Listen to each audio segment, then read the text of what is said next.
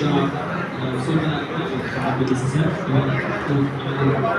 এবং উপজেলা নির্বাহী অফিসার জনাব সাকিব দাস সহ আজকের এই সভায় যারা উপস্থিত আছেন সবাইকে উপজেলা সমাজসেবা কার্যালয়ের পক্ষ থেকে শুভেচ্ছা জানাচ্ছি। স্যার, আমাদের এখানে